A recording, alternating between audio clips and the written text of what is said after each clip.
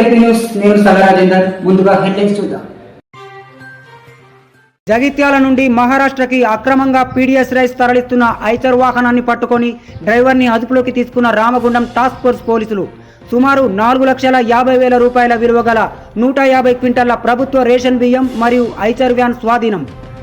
Ramagundam commissionerate Mancherial జిల్లా Mandamarri police station పరిధిలోని tollgate సమీపంలో మంగళవారం రోజు ఉదయం ప్రభుత్వ రేషన్ బియ్యాన్ని మహారాష్ట్రకి అక్రమంగా తరలిస్తున్నారనే పక్కా సమాచారం మేరకు task force inspector Sanjay, SI Upender గారు సిబ్బందితో కలిసి అనుమానిత ఐచర్ వాహనాన్ని ఆపి తనిఖీ చేయగా అందులో సుమారు 150 క్వింటాల రేషన్ బియ్యం పట్టుబడ్డాయి.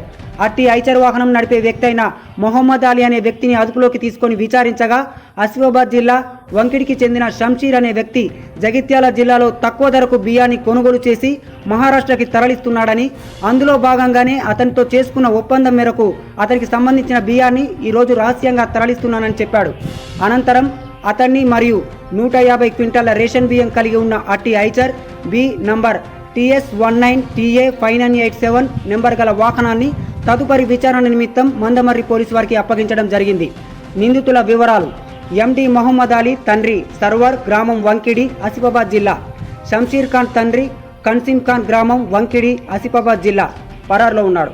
Ramagundam commissioner of police Shri M Srinivas IPS IG గారు టాస్క్ ఫోర్స్ సిఐ సంజయ్ని, ఎస్ఐ ఉపేందర్ను మరియు సిబ్బందిని అభినందించడం జరిగింది.